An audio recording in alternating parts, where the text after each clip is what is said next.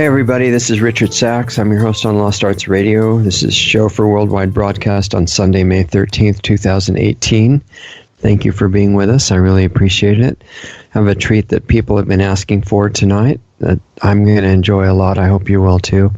And this is the return of Dr. Sam Osmanagich, the scientist who discovered the Bosnian pyramid complex in Bosnia. And we had a show on that. If you remember, if you haven't heard it, you should go back and listen to the archive of that show because it was great and a lot of people really liked it. And we got 100% really good feedback on that. And this is a sequel to that show, and I hope there will be more in the future. And this one is based on the idea that Dr. Osmanagich doesn't just know about the Bosnian pyramids. He's got an amazing background and has done a lot of study on pyramids that happen to be located in places all over the world. And they're just as interesting. All of these have things in common and unique characteristics as well. And we want to be able to go into that. So what I want to do first for the people that aren't already completely familiar with Dr. Osmanagich's work is to go back and talk about his background a little bit. But thank you, Dr. Osmanagich, for being here. This is going to be a lot of fun, I think. Happy to be back. Yeah, you sound great. So let me start by asking you just to bring people up to date, especially the new listeners and people who are just hearing this for the first time. I want to go, not just your formal, CV or anything, but I want to go back before you got into this subject. What led you into it, the steps that got you to where you are now, and then what you're currently involved in, and then we'll get into some specific questions. Well, I have been researching ancient civilizations and pyramids for over 3 decades now. Mm-hmm. My Ph.D. is in Mayan studies, where I was researching pyramids in Mexico, Guatemala, Honduras, El Salvador, Belize. And then I've expanded my investigation to pyramids all around the planet. And out of 17 books that I've published, majority of them is about the pyramids and ancient civilizations. I'm an anthropology professor, associated with the American University in Bosnia-Herzegovina. I live in the capital city of Sarajevo, spent 25 years in Houston. And from Houston, I've had the chance to travel to Central American countries, to South America, even in the US, researching pyramids and other ancient structures. I'm an open-minded scientist, and I don't think that archaeology, Egyptology, geology can explain pyramids and their purpose. You have to have interdisciplinary scientific approach, and you have to stay open even for the spiritual science. And that's the only way to understand those structures, which are product of very advanced civilizations.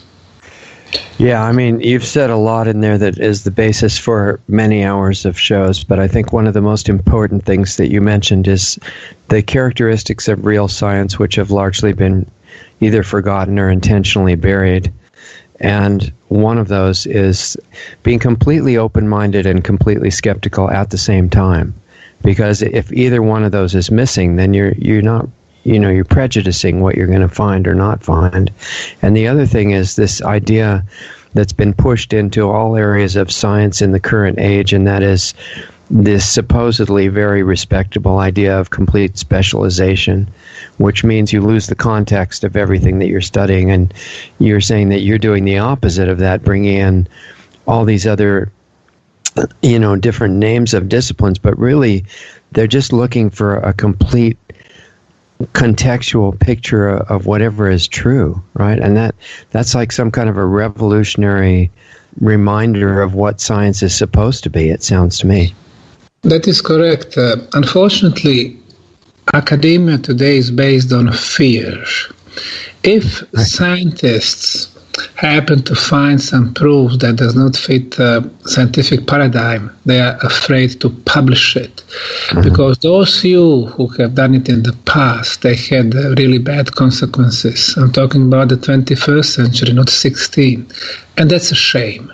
Yeah. Instead of looking for the scientific proof and changing the history books or any other scientific books, people try to simply comply with what is out there already, being afraid to say something different, being afraid for their job, being afraid for, losing the comfort of nice salaries, homes, cars, and everything that goes with it. And that's a shame. The true scientists should always be looking after the truth. And it doesn't matter if you are 25 or 75 years old, you always have to be a student, ready to, learn something new, ready to change, your previous, conclusions and so on, especially on history. What I've learned during a few decades of my work is that almost everything they teach us about the ancient history is wrong. The origin of man, civilizations, and pyramids. As you know, they teach us in schools. Doesn't matter if it is US, UK, Bosnia, or China, that pyramids are built in Egypt and Mexico. And that's wrong. That's just the beginning of the story. Through my investigation, I realized the pyramids are built in South America, Peru, Bolivia, Central America, Guatemala, Honduras, El Salvador, Belize, Mexico, even on the US soil, Cahokia pyramids. We have them in Europe, Spain, Bosnia, Italy, Greece, of course, Africa, Sudan, Egypt, and around the African continent, the island of Mauritius in Indian Ocean, island of Sicily and Sardinia, and the Canary Islands on the western, side of the African continent. Then in Asia, we have them in Cambodia, Indonesia, China, in Australia. Simply, the world of the past was the world of pyramids. So instead of trying to learn why the ancients used this perfect geometrical shape so often, what kind of properties they were getting, we try to hide the facts from the public. Do you think that the existence of these pyramids all over the world indicates the use of some kind of communication that was going on between these civilizations, so they had this common ground, or did they all just come to it independently? Well, when it comes to the purpose of pyramids, I would say that two countries have pioneered a lot of results, and these are Bosnia and Russia. Because in Bosnia, we are the only one.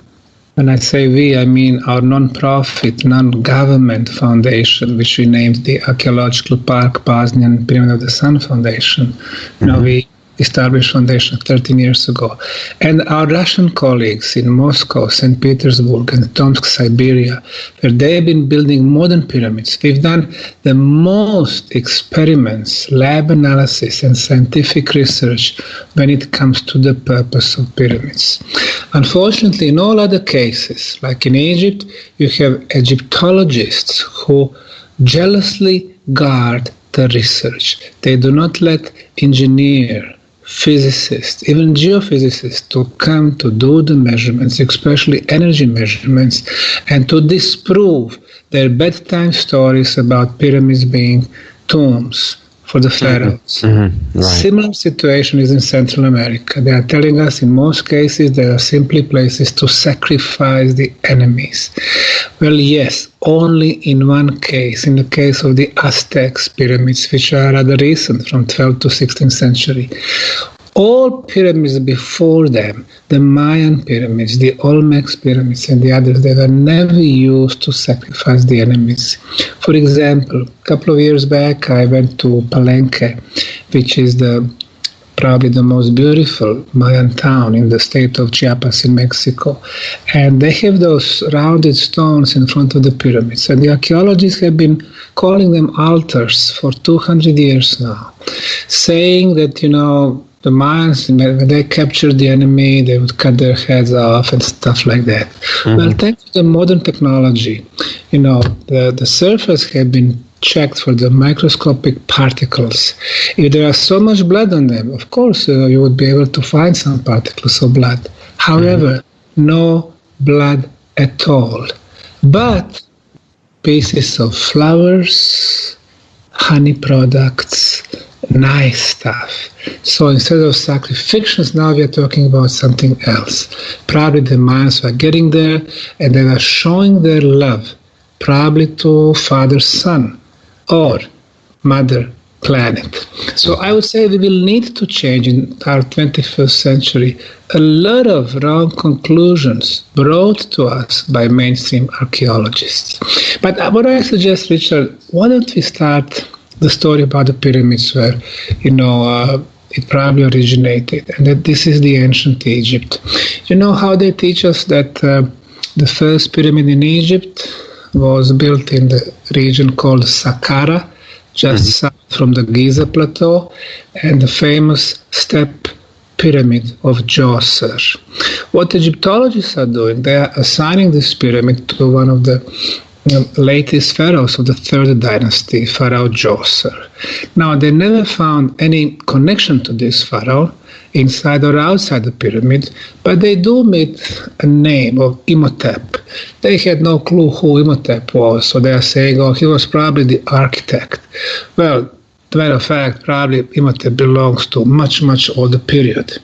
Well, Egyptologists are saying that the pyramid construction started with mastaba, like very simple square or rectangular, buildings, and then they were expanding and expanding. So finally, they got this huge step pyramid in Saqqara. You come to the place, there is no way that they started with one structure and they are adding another one and another one. But this was a project with a master plan when they started building huge step pyramids from the very beginning, and they completed it.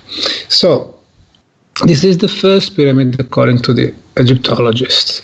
The second pyramids belong to Pharaoh Sneferu, and Egyptologists claim that he built not one, but 3 pyramids.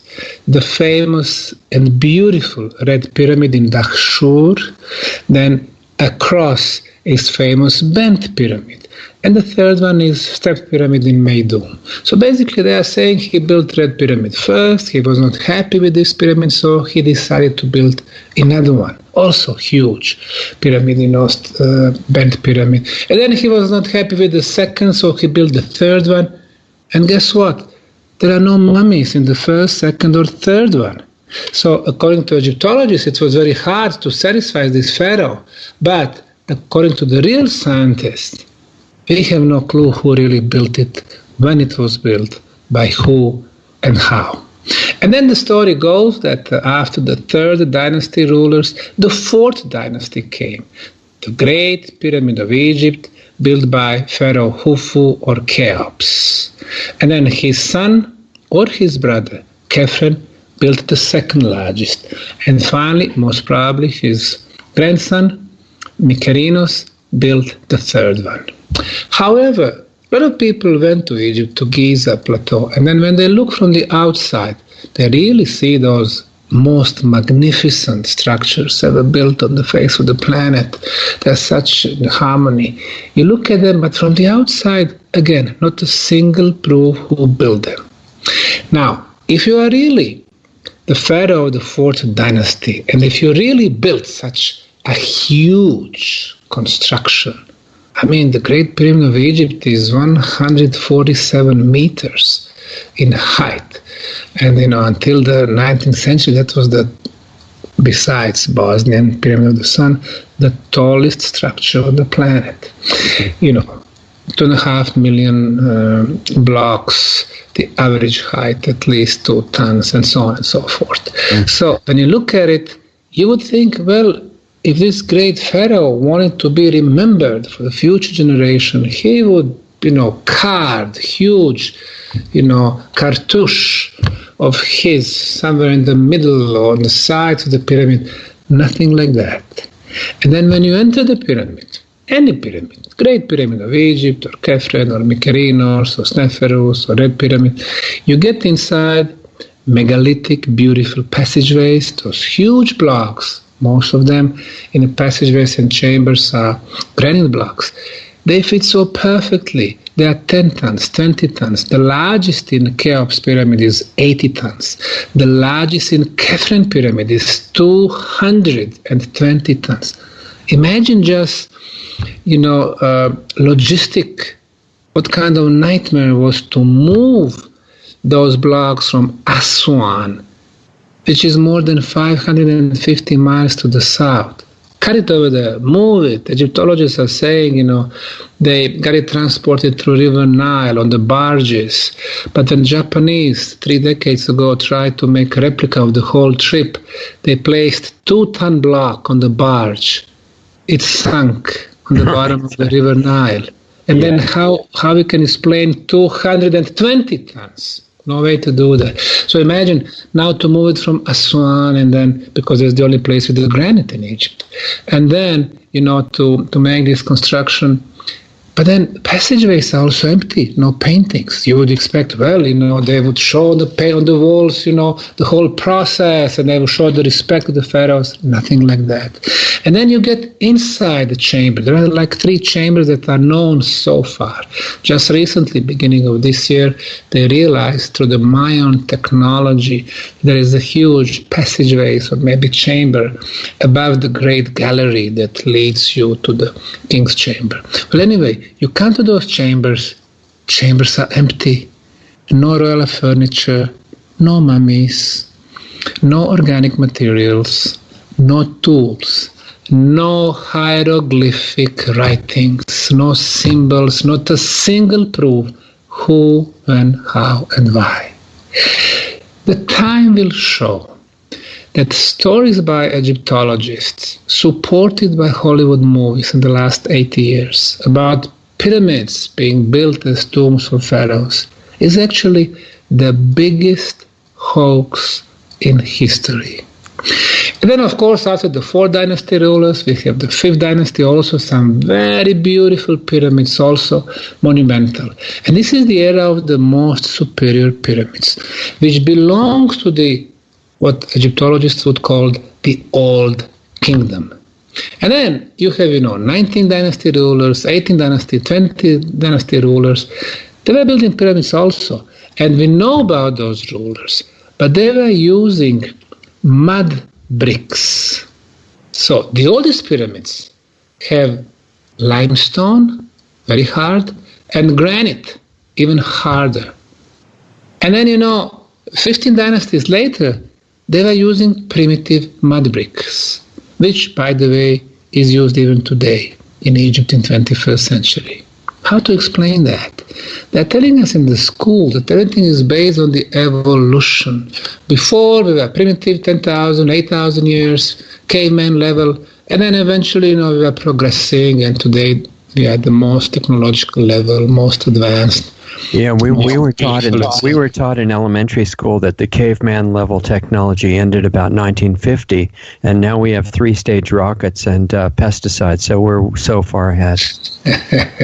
Correct. So this is one thing in Egypt, that the oldest pyramids are at the same time the biggest, the most superior. Those that came later are inferior. How to explain that? Well, we can explain that even using existing documents and artifacts. I've been researching, of course, about the Egyptian civilizations, and for me, the most important document is not in Egypt, but in Italy. There is an Egyptian museum in Turin, which is the largest Egyptian museum in the world, which is funny because you would expect that most of Egyptian artifacts ended up in London, Paris, Chicago, New York, St. Petersburg. No, it is Turin, Italy. From the beginning of the 19th century, when this, million people city belonged not to Italy but to France. Well, anyway, they got so much of the artifacts and the material, but for me, the most important artifact is so-called Turin King List. There are about 7 lists that show all the Egyptian pharaohs. 6 of them on some temples in Egypt are showing the cartouche. Cartouche is this symbol of Egyptian royalty with the names. They're showing mostly the names of the pharaohs from the time when the Lower and Upper Egypt were united. And that's back, 5,000 years before present. But this one here shows not only that phase, which is considered the last phase of Egyptian history, the phase where the sons of gods ruled. And we know 5 years, 10 years, 19 years, 23 years, 50 years. But sons of gods meaning Homo sapiens as we know it. But they showed two more phases, two more eras in Egypt.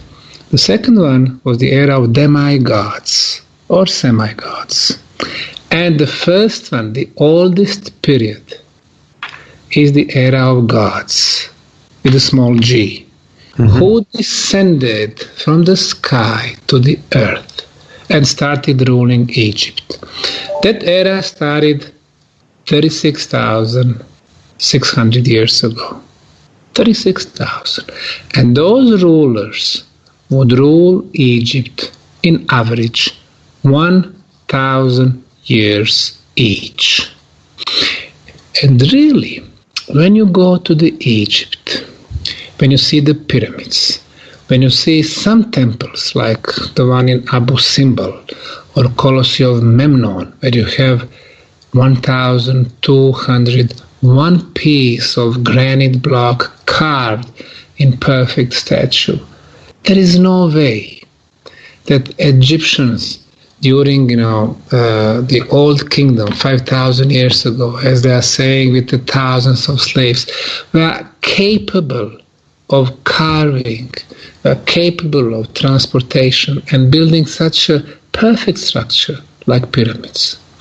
And then when you take, for example, the Great Pyramid of Egypt, the length at the base is 231 meters, almost 231.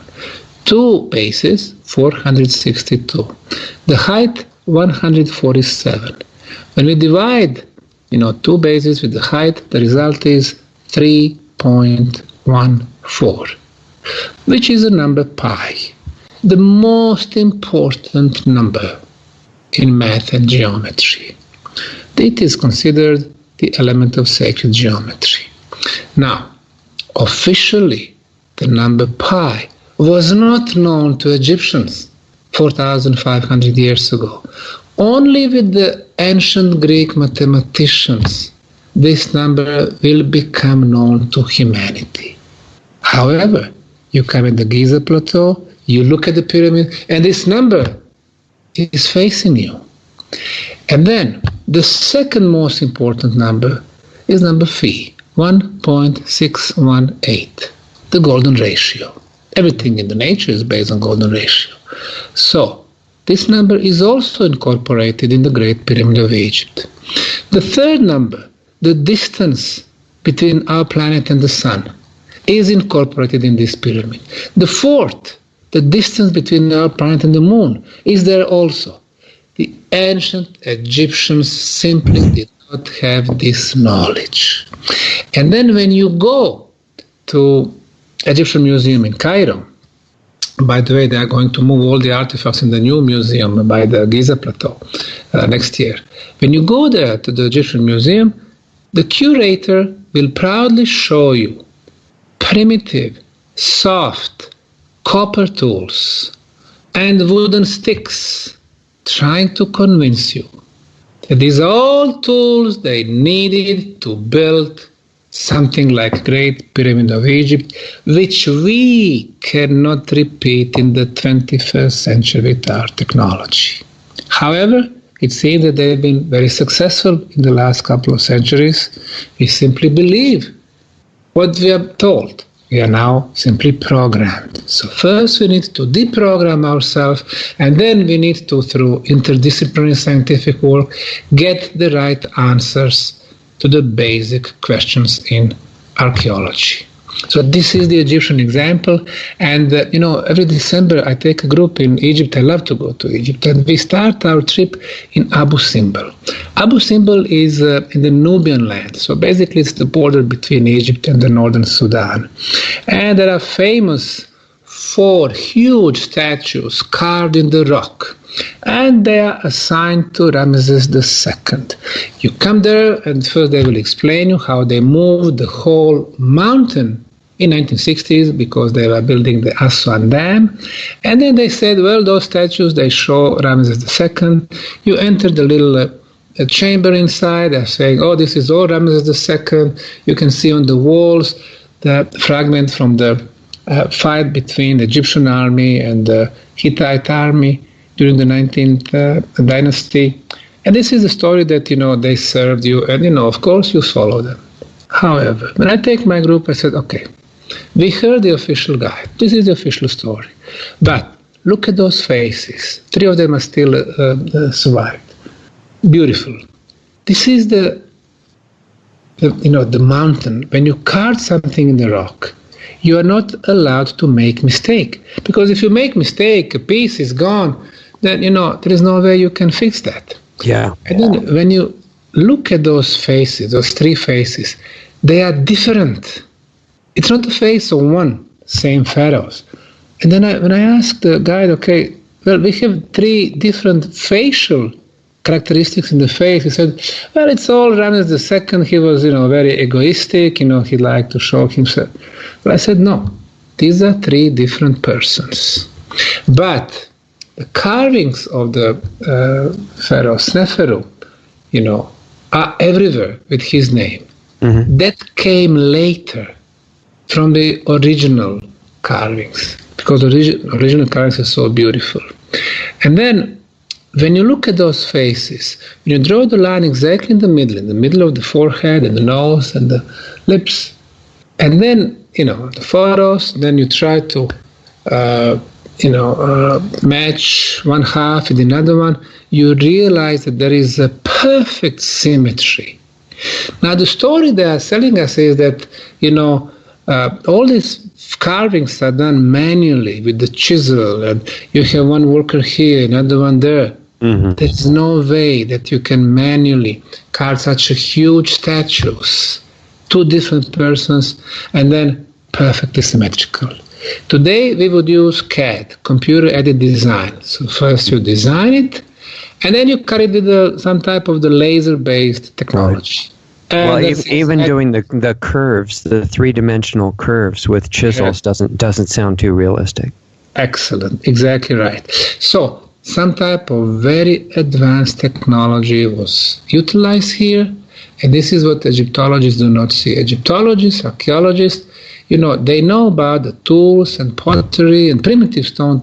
They don't know about the engineering. That's why you need to have more scientists present. And then, like I said, you enter the room and you can see the scenes from the fight between King Ramses II and King of the Hittite kingdom. Very powerful kingdom.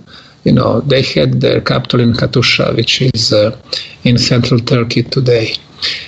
Well, 17 years ago, the letters, the communication between 2 kings were discovered in Turkey, in which the Hittite king is writing to King of Egypt, telling him that he has heard that on the Egyptian temples, in hieroglyphic writings, he's showing that he had won the battle over Hittite army. And he said, why you are saying that when you don't know very well that it is not truth? That I captured you and then I released you. And then there is another letter coming from Egypt where the king of Egypt is trying to, justify why he was doing that. And he was saying about that we had some internal problems with the gods and the followers. I mean, it had nothing to do with the substance of the first letter. And then we realized, hey, it was not the Egyptians who won the war, but the Hittites. What happened? A big Egyptian army crossed the Sinai Peninsula. They went to today's Syria, Tel Gezer. It's near the city of Homs, which is, we heard about the city because of these horrible events in the last few years. And then King of Hittites came with his army also to the today's Syrian territory. Now, Egyptian king talked to 2 Bedouins. He asked them about the Hittites' army, and he was told that Hittite king, went advancing with, just a couple of hundred soldiers. And then Egyptian king decided to go there and capture Hittite king. But what happened, the Bedouins were not telling the true stories. So Egyptian king got trapped. He had to sign a document where he is releasing those lands in question. And then King of Hittites, he sent him back to his people. So he came embarrassed. When he came back to Egypt, in order to hide this, he ordered that every temple has to have scenes from his, victory, where they show him like the man who single-handedly, defeated big King Hittite's army and so on. Mm-hmm. So these are the first fake news. That's great. From 3,500 years ago, and this is it's on the walls, and these are the stories that they serve us. So the whole story about the Egyptian kingdom and the pharaohs and the pyramids is wrong. What we need independent researchers to come with their high-tech equipment and instruments and to start the measuring and discovering the true purpose of pyramids, because true purpose has to do with the energy. So this is the story about Egypt. Isn't there also some resistance on the part of Egyptian authorities because it might show that the world is older than it's supposed to be according to religious texts? And instead of being happy and proud because it's still happening on Egyptian soil, they don't want to do that. When I was doing lecture at the Cairo University, they have the biggest, largest world's faculty of archaeology, and then also University of Ain Shams in Cairo, University of Alexandria, Library of Alexandria. I was doing all the lectures over there, like 10 years ago, 15 years ago, 8 years ago. But then when I would show them that pyramids were built all around the planet, the professors and their jaws were dropped like this, and they would be embarrassed in front of their students because they are telling them the only pyramids in the world are in Egypt, and there are some pyramidal temples, in Mexico, that's it. But now they realize, hey, they are everywhere. So they stopped inviting me to do lectures for their students. But you cannot stop the truth. Today it's me, tomorrow it will be somebody else. A similar story is coming from China. The central Chinese province of Shanxi, the big city of Xi'an, 6 million people. In 1912, there are the first records, in the recent times, when the two Australian traders were in the area, and they said that there are pyramids over there. And the second reference is from 1967. The Chinese archaeologists had a lecture in Japan at the international conference, and he said that there were 250 pyramids in China. And then he also claimed that he found some type of the clay tablets with some type of hieroglyphic writings, and after he partially deciphered them, he said those pyramids were built over 12,000 years ago. Mm-hmm. He came back to China. They put him into the mental hospital, and nobody heard about him anymore. Now, the year is 1967, the first year of the famous Chinese Cultural Revolution. If you had opinion different than the mainstream, obviously you would not have a good time. Yeah. So after that, 1967, the Chinese started planting the trees on their pyramids because they were already covered by soil. And, the next few decades, they wanted to show their pyramids just as natural forests and hills. Why? And then you would ask yourself, why? Then, we know that even in Tibetan documents, and the oldest documents were like 5,000 years old, in some of those documents, they do mention pyramids. And they say they are very, very old. Mm-hmm. So they are much older than 5,000 years. And then you would ask the question, well, why don't you just uncover them and try to find, what's inside? And well, the problem is, officially the Chinese history is about 5,000 years old. But the beginning of the Chinese state is just 2,300 years, when the Emperor Qin united in a blood 7 Chinese provinces. He started building the Great Chinese Wall. He started with the same currency, and he celebrated as the biggest Chinese emperor. And now, because of the pyramids, we need to go back for 10,000 years. For the communist China, it is just too much.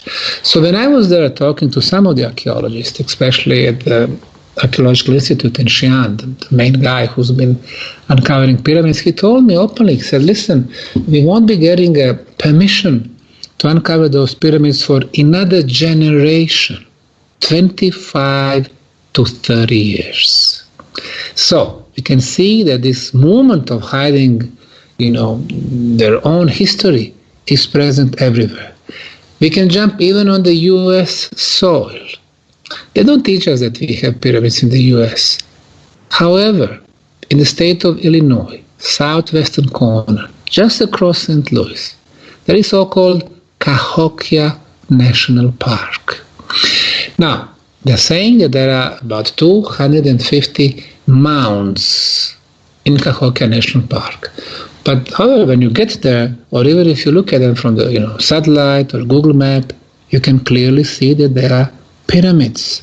They are all four-sided pyramids, most of them stepped pyramids. However, they are covered by soil and grass. Well, when I was there, I spoke to the archaeologist at the site, and I asked him if they were doing any archaeological digging, if they discovered the chambers inside the pyramids, underground tunnels, underground water streams. He told me, no, we haven't done any excavation. I said, why? He told me two things. First, it's very hard to get permission to dig. And secondly, archaeology is very expensive. Well, this is National Park. You have mainstream scientists working there. You have archaeologists at the site. Wouldn't it be logical that you give them permission, and out of 250 pyramids, you attack at least 5-6 pyramids, some smaller ones, some bigger ones. The bigger one is called Monk's Mound. That would be very logical. They cannot get permissions to do that. And second reason, archaeology is expensive. Of course it is expensive. But the United States of America is the only world superpower. And if we are to find out that our history is much older than we've been taught, that we had magnificent culture on the US soil, why wouldn't we do that? Well, at the site, there is a beautiful museum which costed $25 million when it was built. You enter the museum, and you can see half-naked Indians everywhere. They try to portray them as the real builders of those pyramids. And they don't call them pyramids, they call them mounds. What is a mound? Mound, you got some dirt and you make something. But here we have at least 4 different types of construction materials. You have sandstone plates, according to the archaeologist, he told me that. Pebbles, rocks, sand. When they completed the structure, they cut the squares of grass and the soil, they turned them upside down and covered the pyramids. In order to build the biggest one, which is called Monk's Mound, they needed an equivalent of 122,000 trucks of construction material. 122,000 20-ton trucks. And now imagine how much material for 250 pyramids. Now, everything in this case is misleading. They call the site Cahokia National Park. Cahokia is just the minor Indian tribe who came to the site from the north in the 17th century, having nothing to do with the pyramid building or any other Indian tribes, because Indians never built pyramids. It is much older than white European settlers or, red Indians. It belongs to some other times, to some more advanced civilization. But they do not allow those pyramids to be researched, which is a shame. So the US is also hiding its own history. You would imagine that such a huge discovery, and the biggest pyramid there is larger in surface than the Great Pyramid of Egypt. You would imagine that you would have huge casinos, new Las Vegas with the billions of dollars, tourists, and so. No. They're hiding it. And then you realize wherever you go, you got cases like this. You go to tiny island of Mauritius. I was there, and they have this dense sugarcane fields. You go through the fields, you can see the stone structures, you climb the top of one of them, and you can clearly see 7 stepped stone pyramids. They're built from the volcanic stone. But me and my wife, Sabina, we measured those pyramids. The one that I climbed first was in length 24 meters and 95 centimeters. The second side, 24.95. The third one, 24.95, 24.9, meaning it was a perfect square. Now, what they claim over there is that these are not pyramids. They are saying these are just pile of rocks made by local farmers when they were de-rocking the area in order to plant the sugarcane fields 100 years ago. 7 pyramids. And then when you take the orientation of their sides, they are oriented to the east, of course, east, west, north, south. The one that is oriented to the east is oriented to the summer solstice, sunrise. When you climb the top of the pyramid, the summer is getting exactly in the middle of the plateau on the top. So it has really good orientation. I noticed that on Canary Islands too. So, the height of the step, same. The width of the step, same. And you can see inclination, the way they built it is, to be protected from the earthquake and so on. The cornerstones nicely shaped on all 4 sides. So I did my preliminary scientific report. I sent it to the government of Mauritius, and I asked them to investigate them together, to collaborate, because there is not a single scientific analysis about them. And they answered my question. They said, Dr. Osmanagich, we do not have pyramids. These are just pile of rocks. And then while there, I had a press conference on the island, and I invited all the press, magazines, newspapers, TVs, and they did show up. And I had a little presentation with the pyramids and the measurements, orientation, stuff like that, materials. Next day, in the largest daily, which is called L'Express, there was a big, article with the title, Smart Bosnian Wants to Reinvent Our History. He claims that we have pyramids, and of course we do not have them. So when you think about those things, you ask yourself who to believe, media, government, or your own eyes.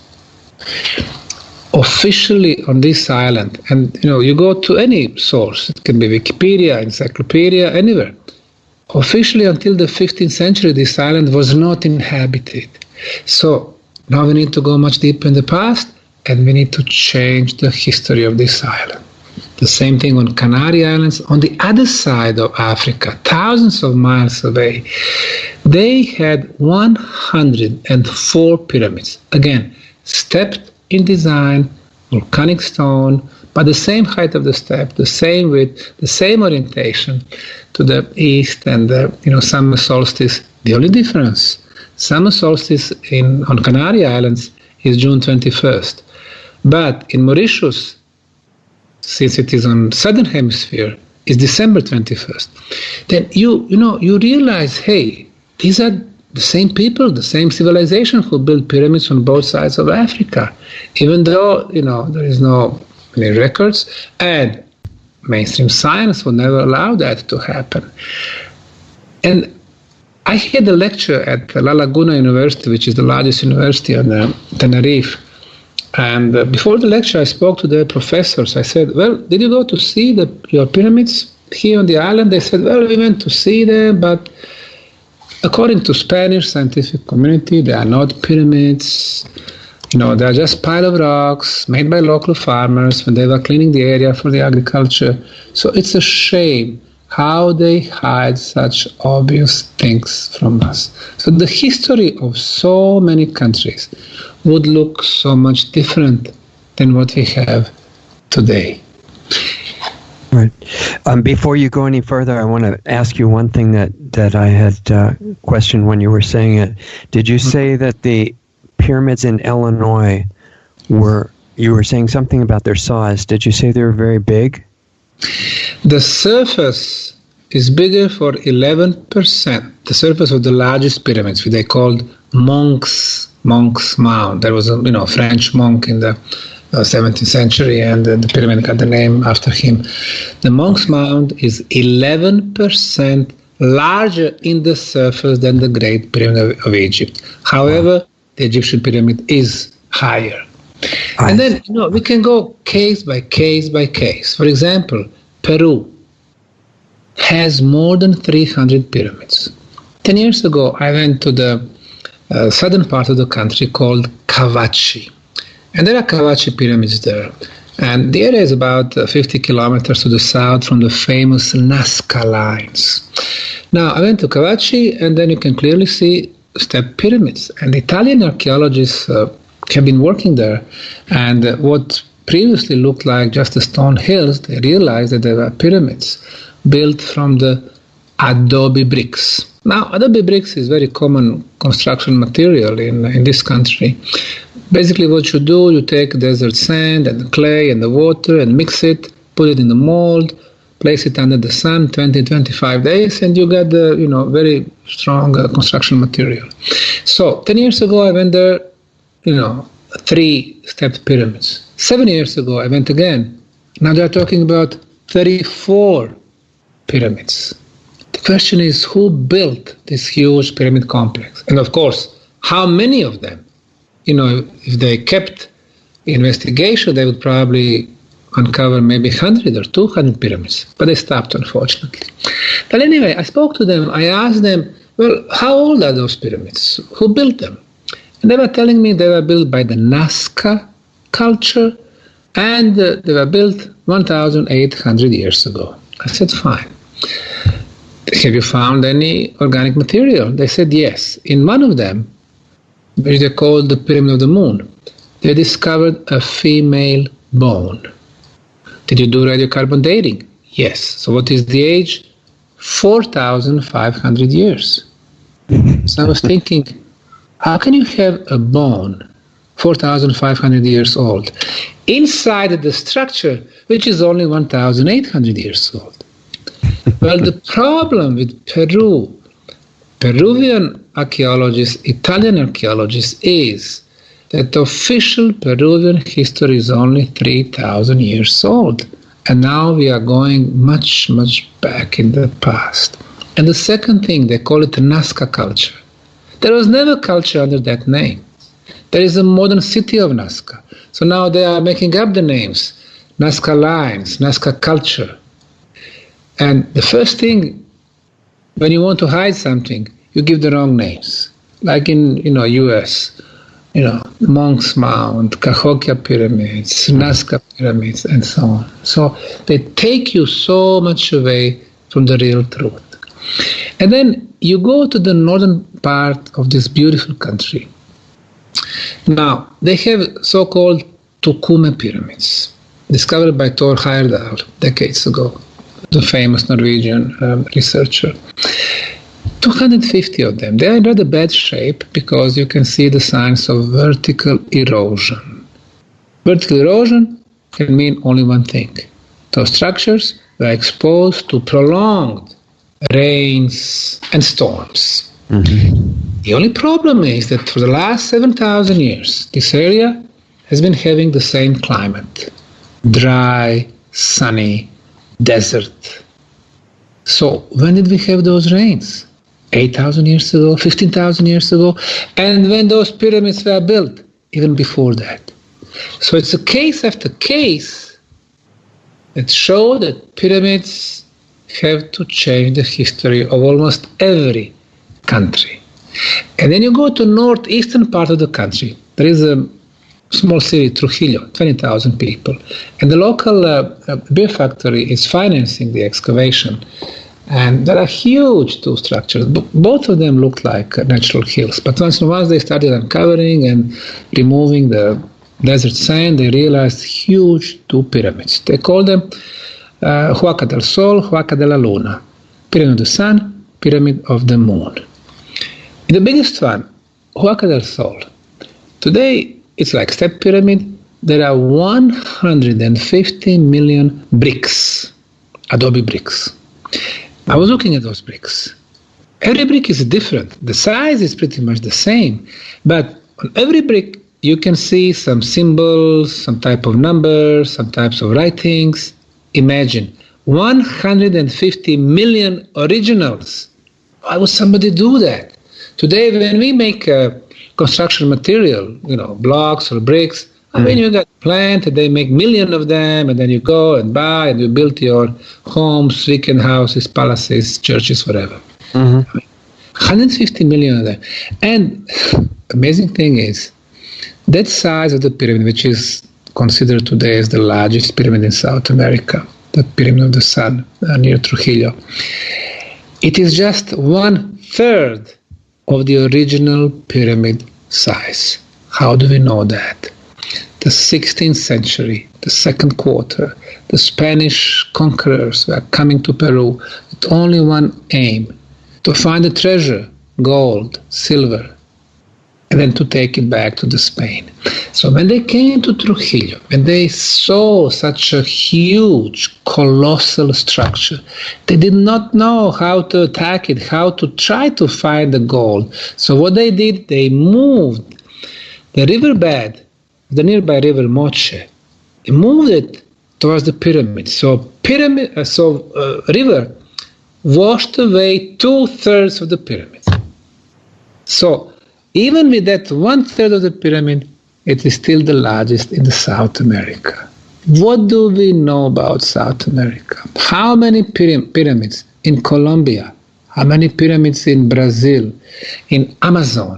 I've seen photographs, really, the pyramid hills, but they are in jungle, it's very hard to get there.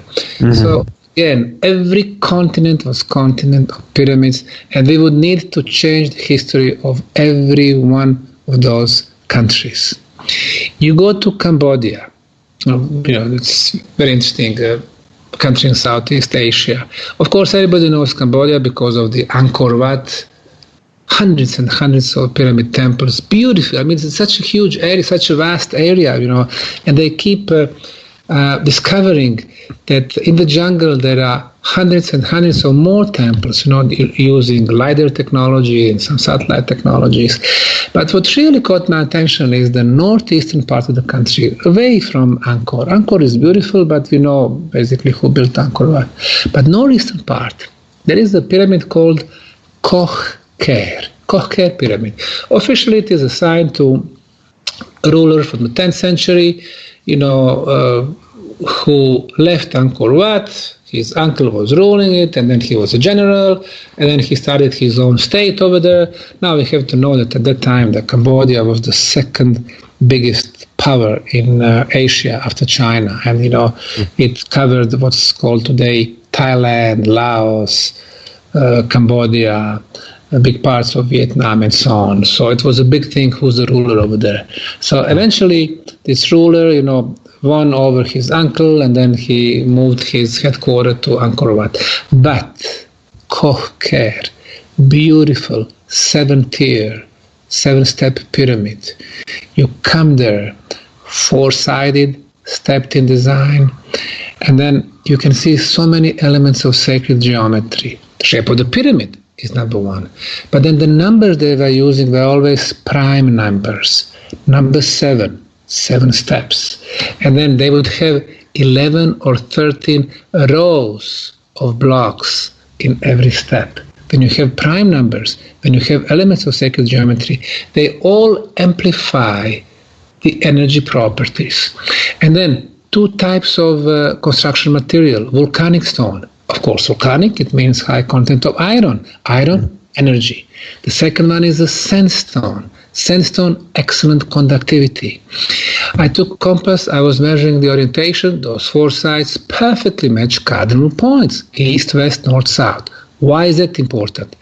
The same case like in Egypt, and Egyptologists have no clue why the Great Pyramid of Egypt, for example, has an error from perfect cosmic north only 0 degrees and 2 minutes.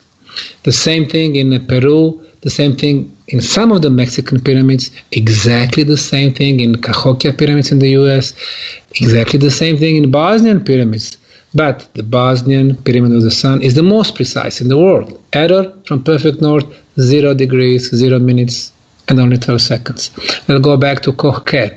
They have also excellent orientation. I could not find on the net that any other institutes like geodesy did any precise measurements, but using my compass I could see that it perfectly matched cardinal points.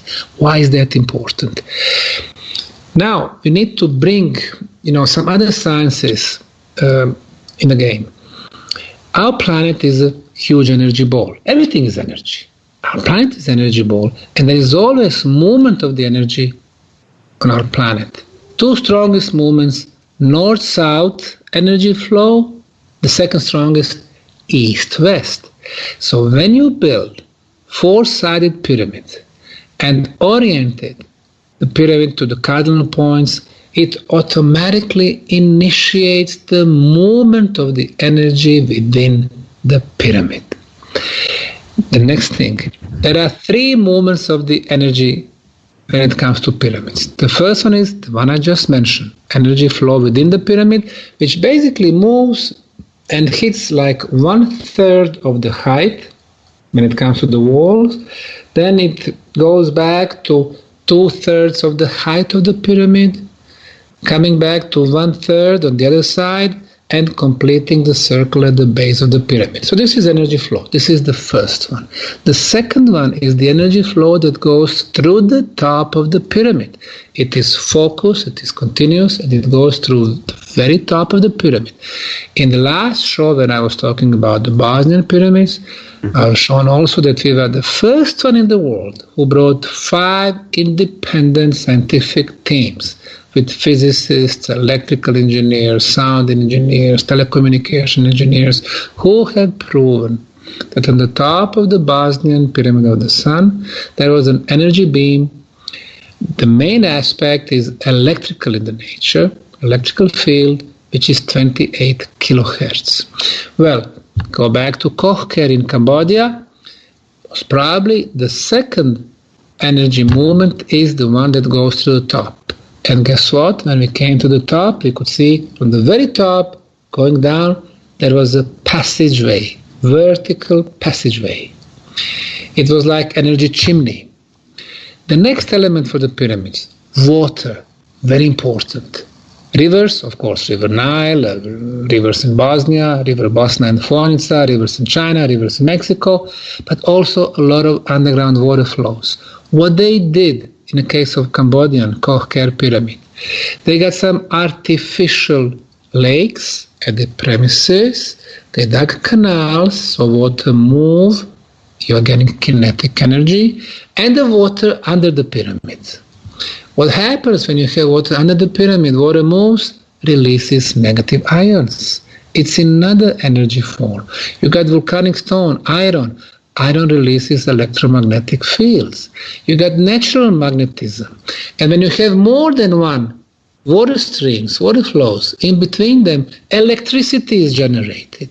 And when you find that there is a lot of quartz crystal, like in Cambodia, Bosnia, Egypt, and so on, electromagnetic field hits quartz crystal, you are getting piezoelectrical effect, which generates mechanical waves or ultrasound. So it is energy form one after another.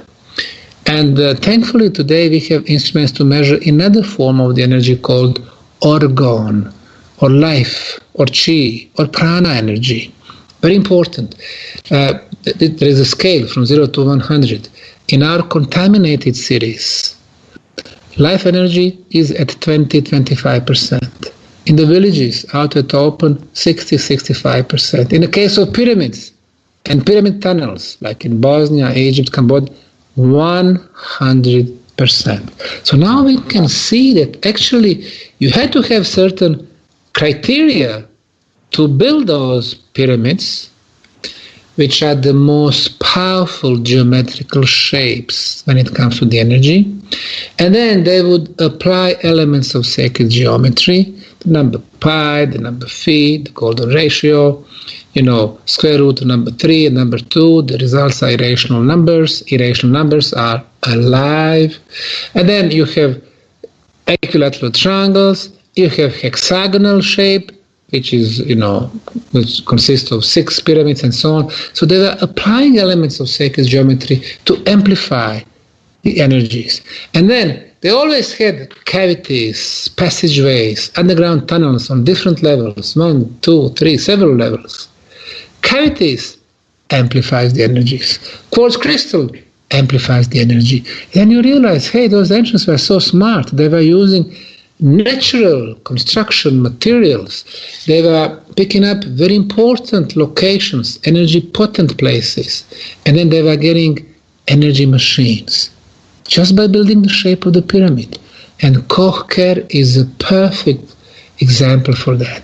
So now, when I look at the sites, I could not find any organic material analysis, radiocarbon dating, luminescence, and any other analysis that would prove the age. So right now, I'm not sure if it was really built in the 10th century, but if it was, it looked like to me that there should be the same architects with such a vast knowledge of, sacred geometry, astronomy, quantum physics, engineering, and so on.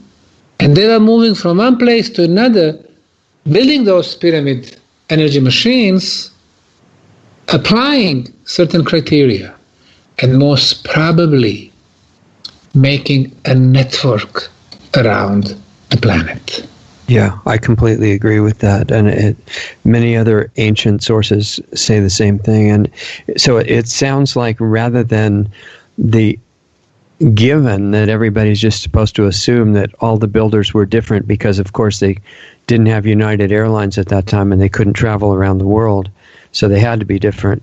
You're saying that not only did they have this technology of pyramids, but they had technology to travel around the globe. There was a way to communicate around the globe. And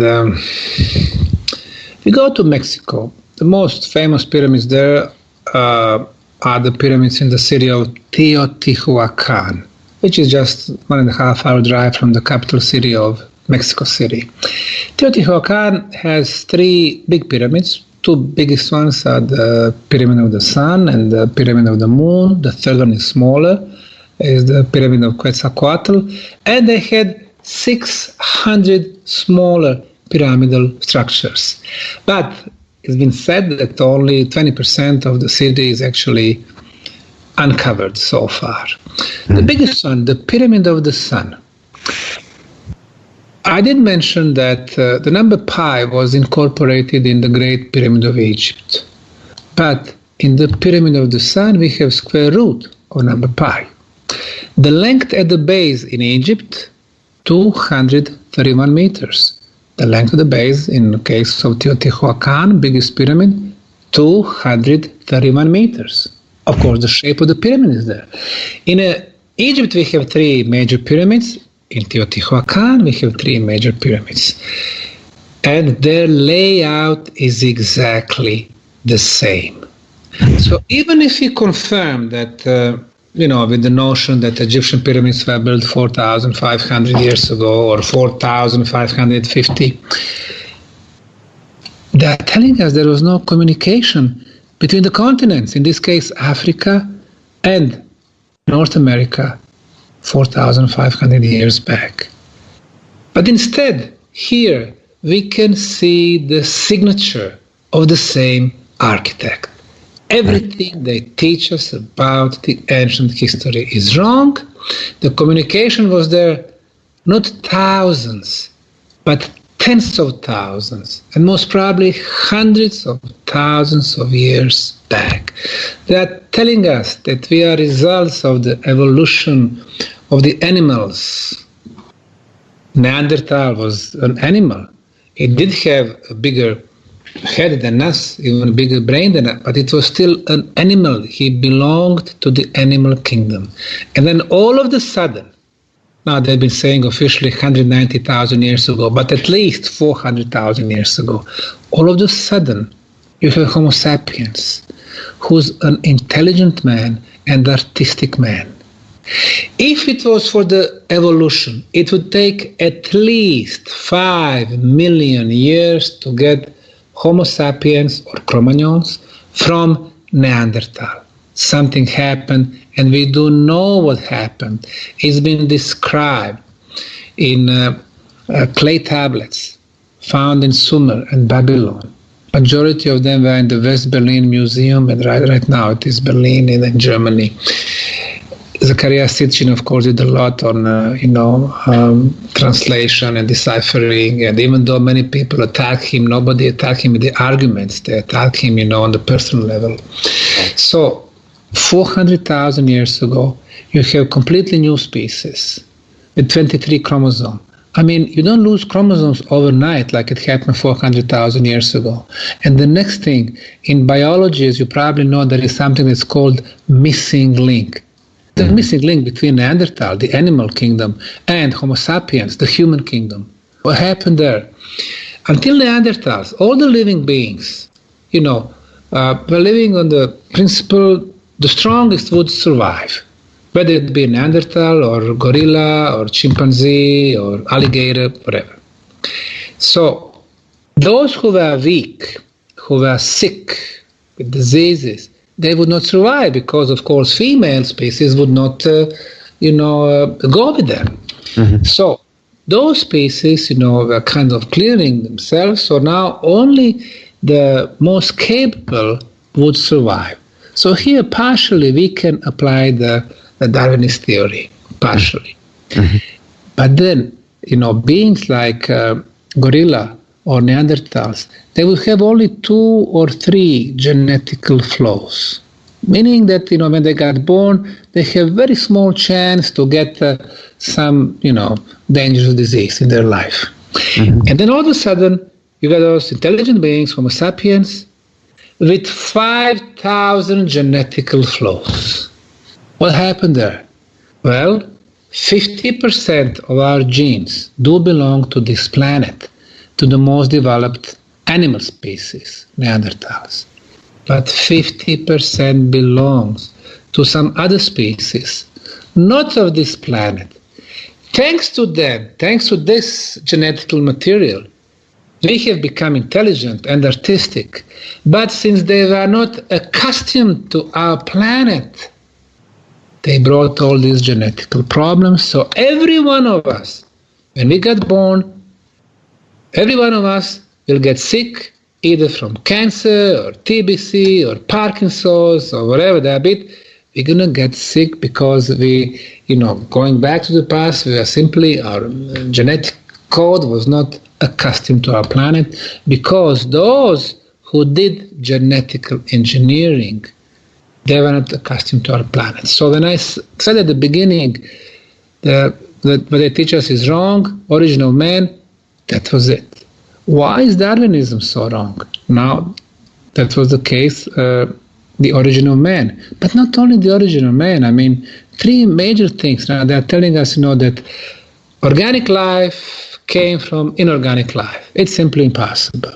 Mm-hmm. And then they were saying, like 75 million years ago, dinosaurs got extinct because the planet was hit by a meteor, whatever.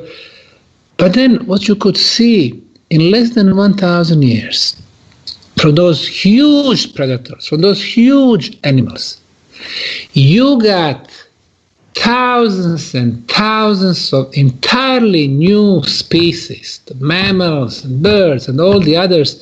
If it was for the Darwinism, again, it would take millions or tens of millions of years for all those different species to develop.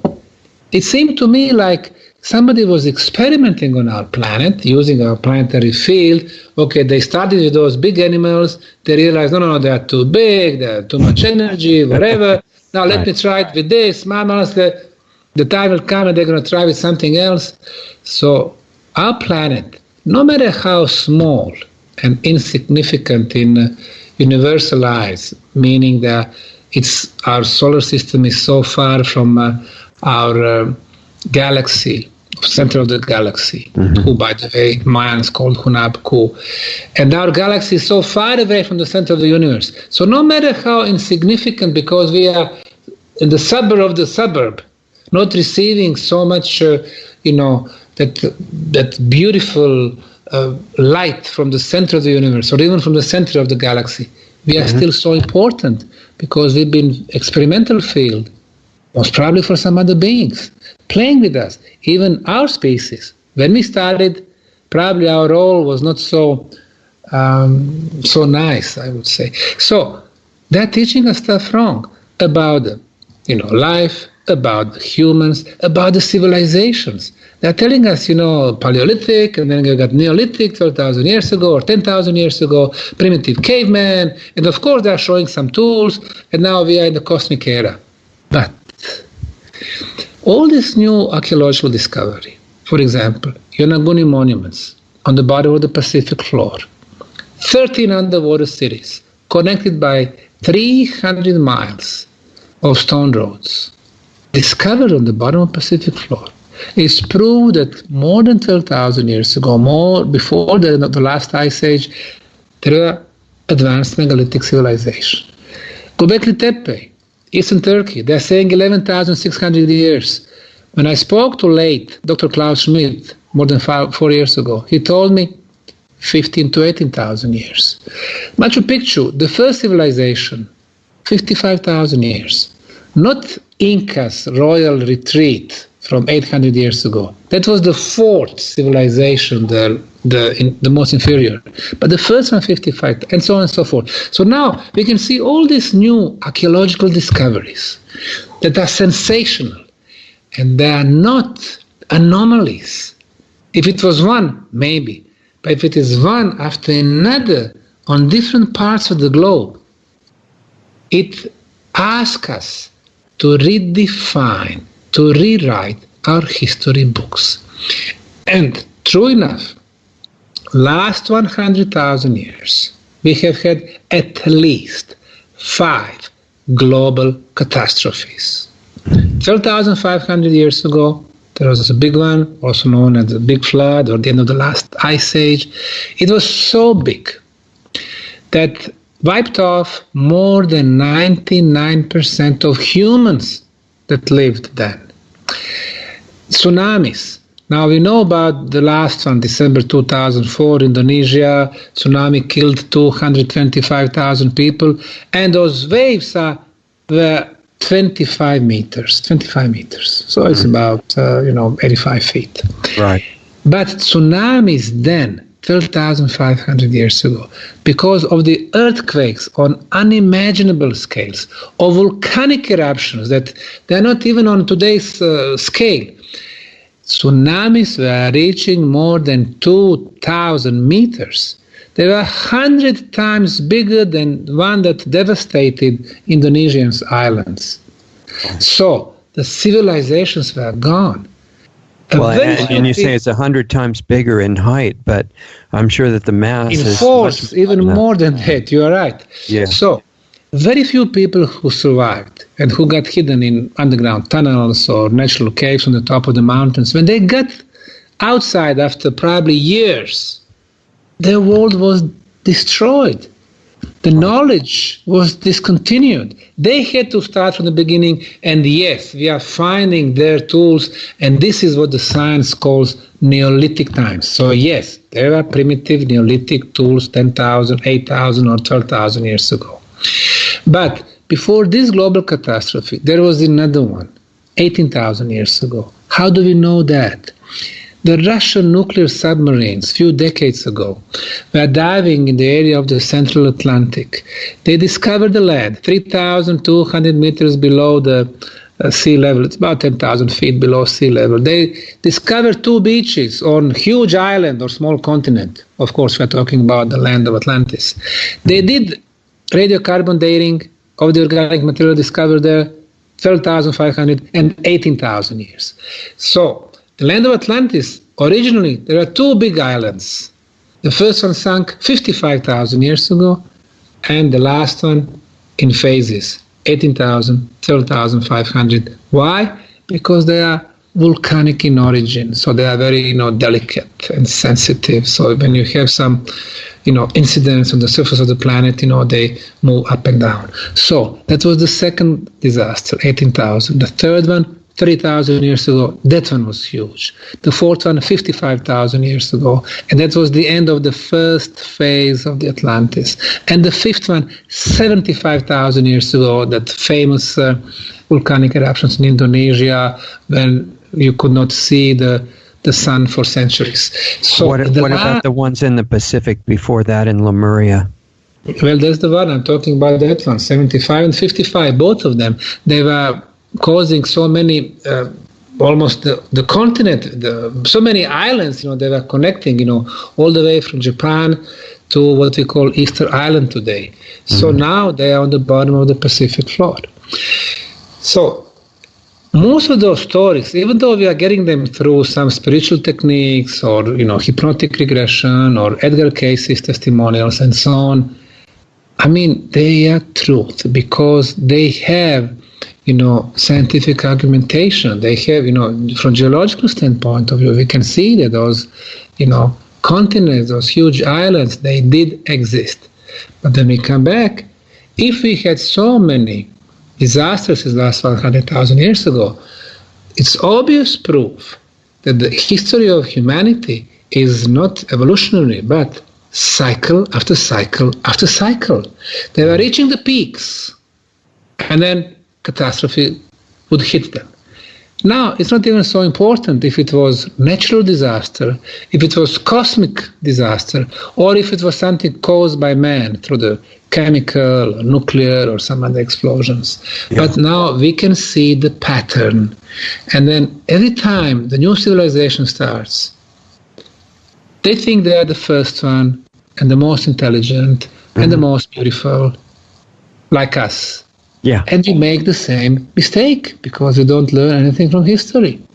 One day when we are gone, and it's going to happen rather soon, Richard. What's happening now, we can see also the pattern when it comes to climate. We can see that you have ice age followed by shorter period of the warm periods, and then again ice age and warm period. During the warm periods, we can see the peaks of the civilization. And usually the warmer periods lasts from 8 to 12,000 years. And guess what? It's been already 12,500 years. So we're at the end of an interglacial period right now. We are long due. Even though, because of our technology, we talk about global warming, that's all fine. But really what's going to hit us is something that is inevitable. And that's the next ice age. You cannot fight nature and our mother planet. Yeah. I personally agree with you, although I think there's a lot of people that think it's just going to get hotter and hotter and hotter. And it will. Short time it will. I mean, we are talking a few decades, it will. But what we're going to be seeing, that in the middle parts, like the Sahara, Arab countries, it's going to be so hot. And now we can see that. I mean, 25, 30 years ago in Kuwait or Emirates or Saudi Arabia, the hottest temperature in the summer, 40 degrees Celsius. Now they are 55, 60 degrees. That's why so many Arabs are coming, here to Europe to spend the summer. It's simply they cannot live there during the summer. Yeah. And even here in Bosnia, Southern Europe, we can see that sometimes we have those heat waves that has never been recorded. I mean, 40 degrees Celsius, it's never been the case before. Usually 28 degrees Celsius, 32, 40, 41. So we will see this pattern. Yes, we're going to be seeing much of the, heat. But then on the northern part, we're going to be seeing also some extremes. So on the short term, yes, we're going to have to pay the price because of our technology and what we have been doing to our environment. But long term, we're going to hit by another ice age. Right. So, I have a few questions for you. Yes. Several of which could be entire shows, but just, sure. Well, first of all, before I get into that list of questions, you mentioned the U.S. pyramids in Illinois. What about, I've heard something about pyramid in Alaska. Do you know anything about that? That pyramid is based on testimony of the son of the American officer who was working there in the 1950s, 1960s. It's like underground pyramid. But unfortunately, we do not have independent verification of that one. It's very possible. The same thing with the Antarctica. Unfortunately, you and I, we cannot simply buy air ticket and travel to Antarctica. It is off zone. It is just for the military personnel, and the whole continent is divided among several countries. China, U.S., Russia, Norway, Iceland, and so on, Argentina. So we cannot go travel.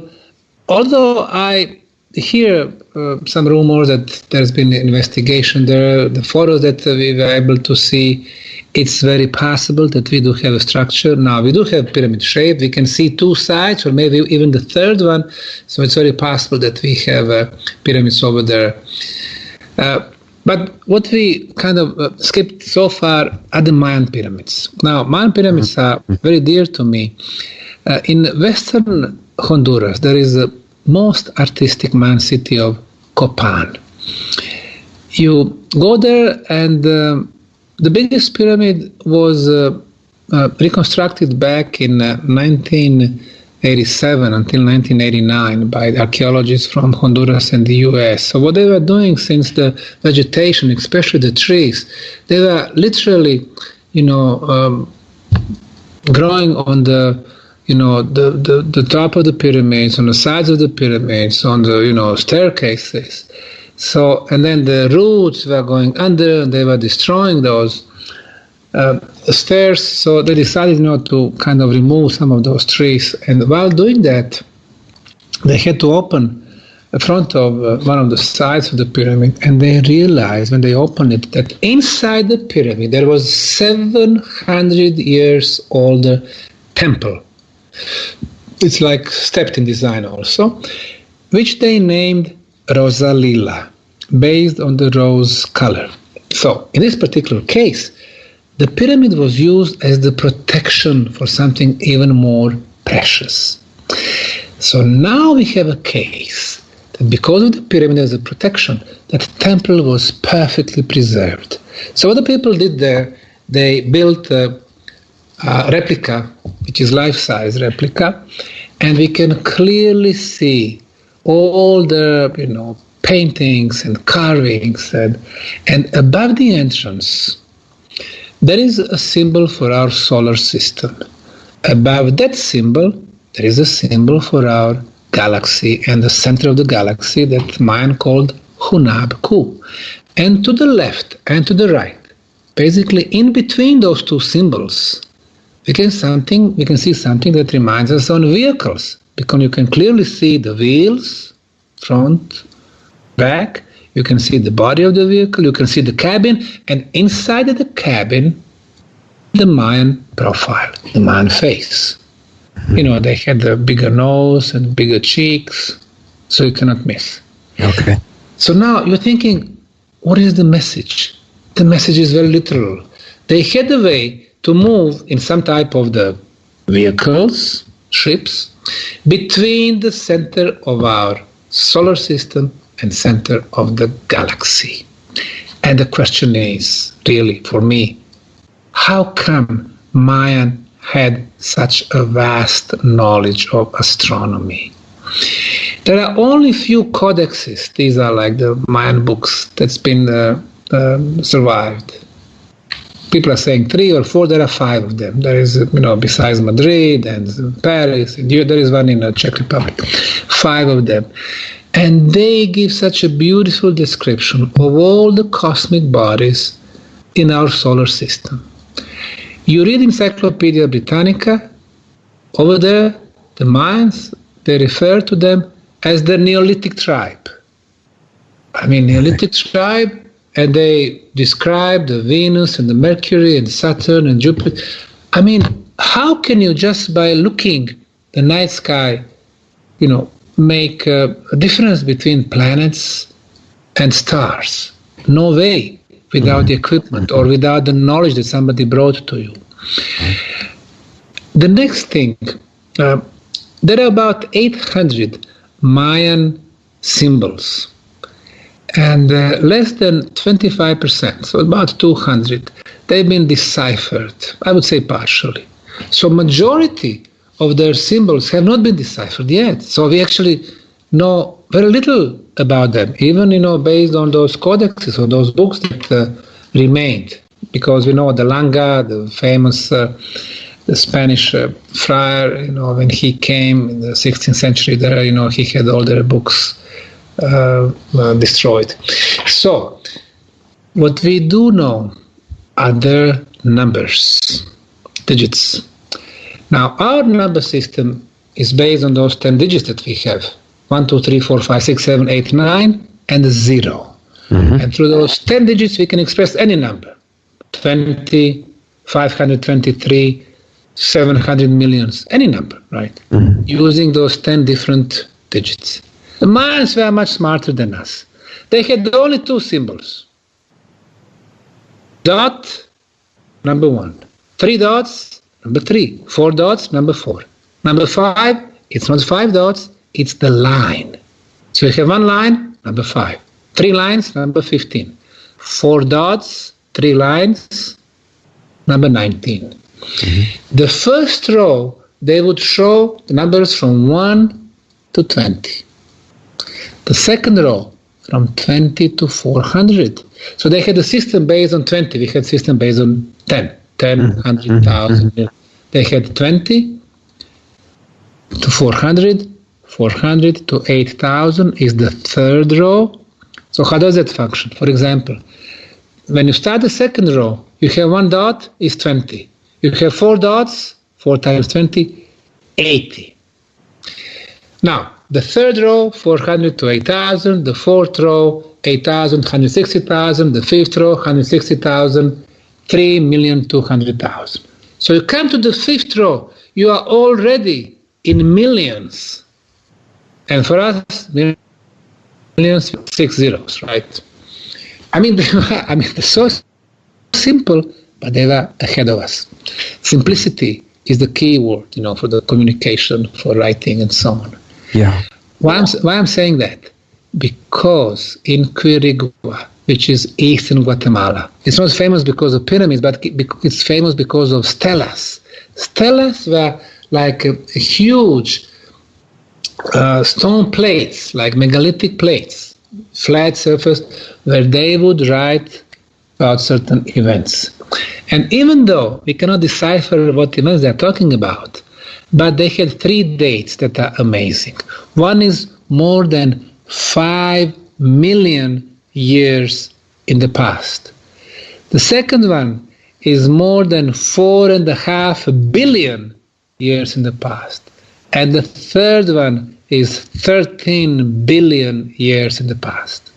Now, we think in 21st century that we are the only civilization on this planet who had this feeling for the geological time.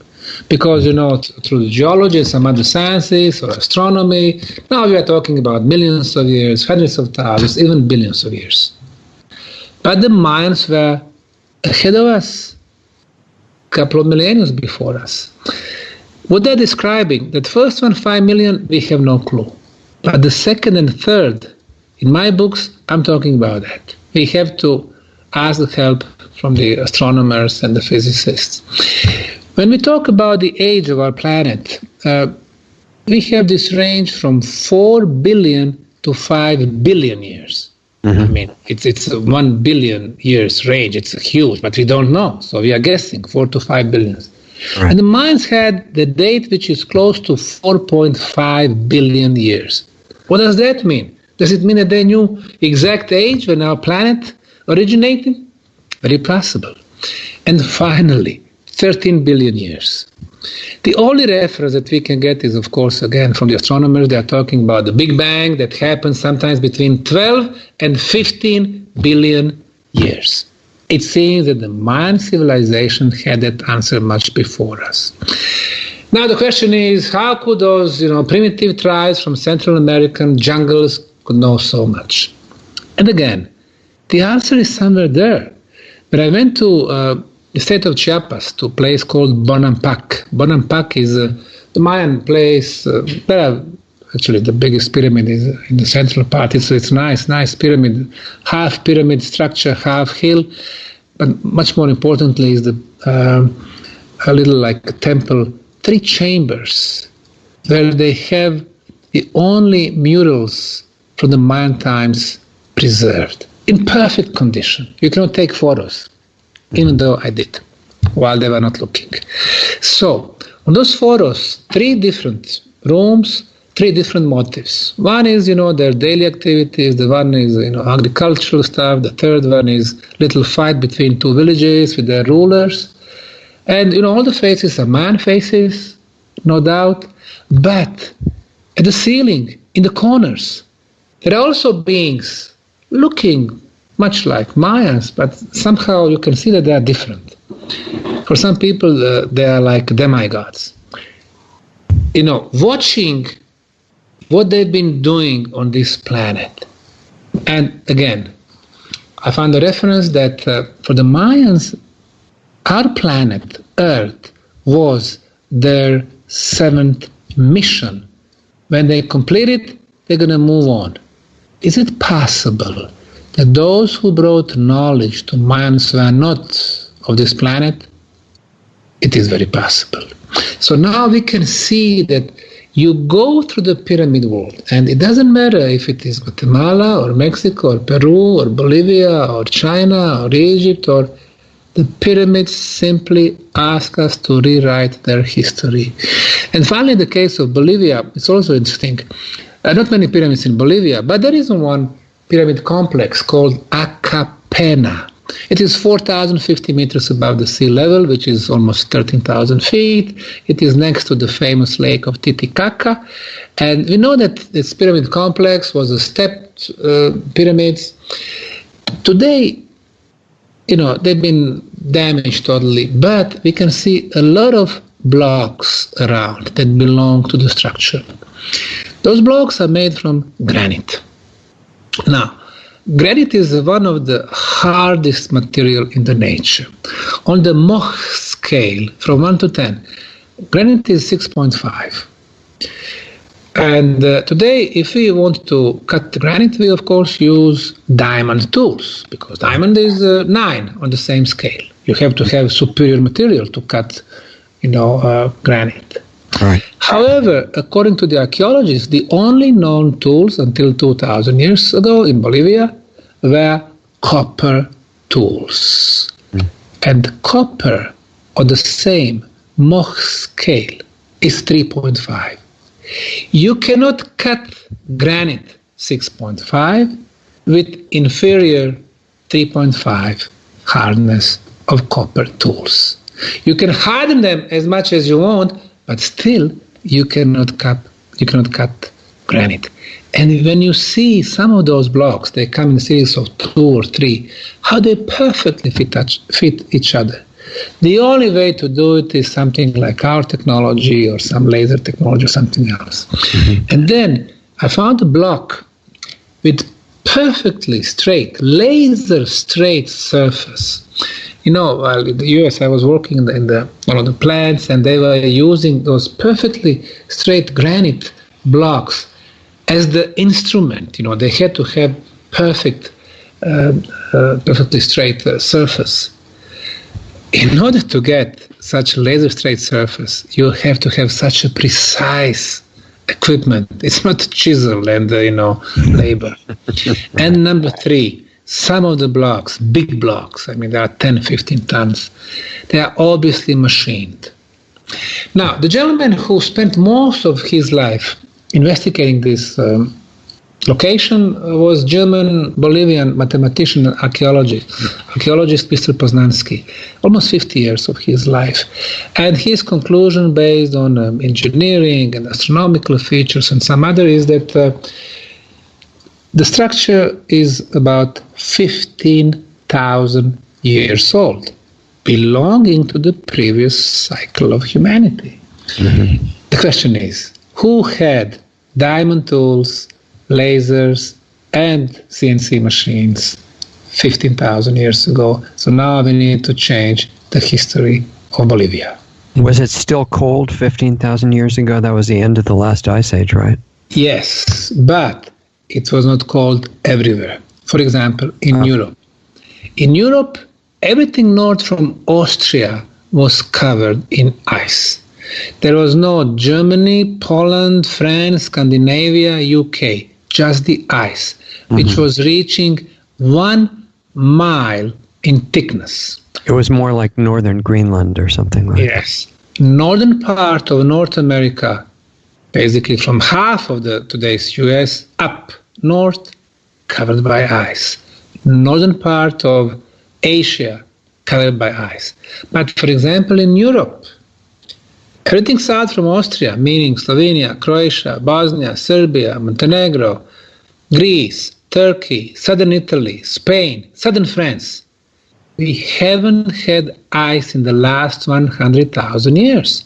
So where did the life start in Europe? Well, officially 55,000 years ago with the Basques.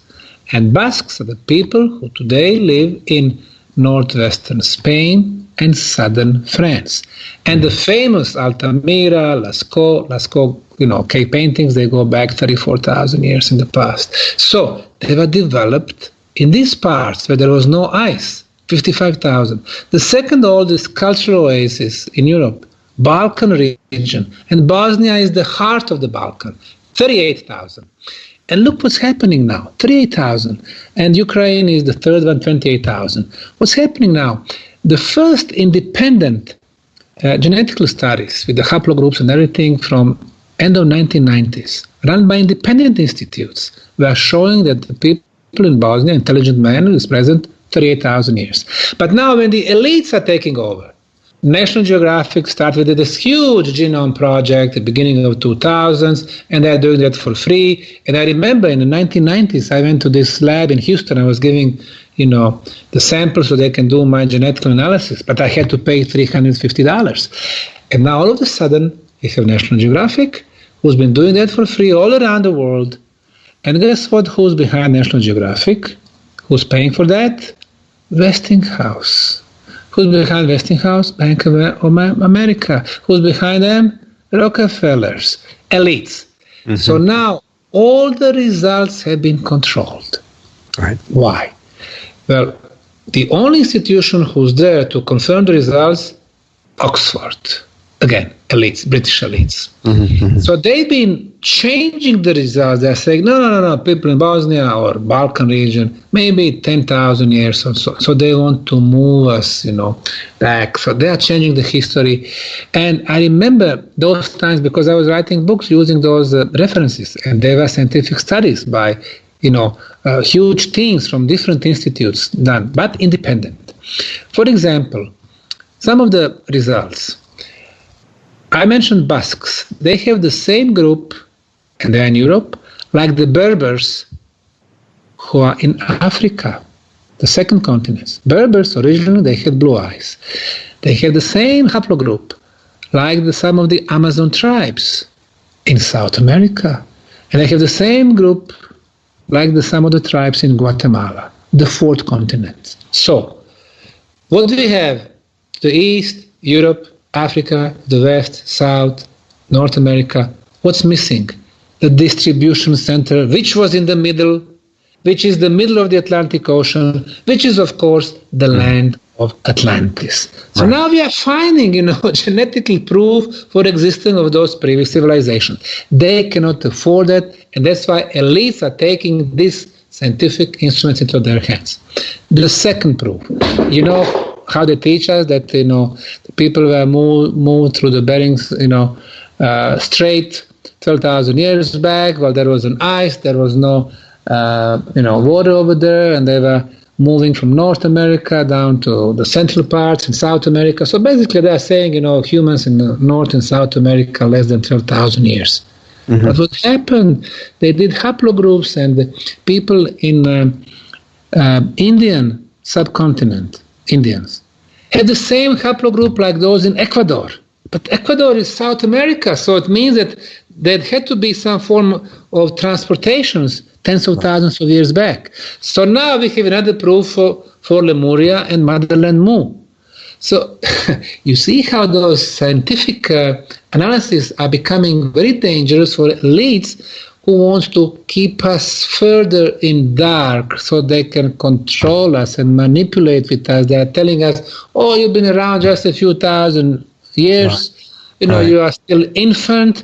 You need to give us your rights, so we're going to make all our decisions for you. So we're going to have our system with religious and corporate and political elites. So we're going to be running the show. The time has come. The time has come to change that. Once we realize that there was cycle after cycle, we'll start asking ourselves, "Hey, what did they know? What we didn't." Right. And what they knew is the fact that we are not only physical beings. We have this fear of physical death. Based on that fear, all other fears are coming. Fear to lose the job, to lose the loved ones, to lose the house, to lose the car, to lose bank account. You live in fear. When you live in fear, you have to listen to the guy who is above you, and that one has to listen to the guy above him. So we are coming to the top of the pyramid. Imagine this.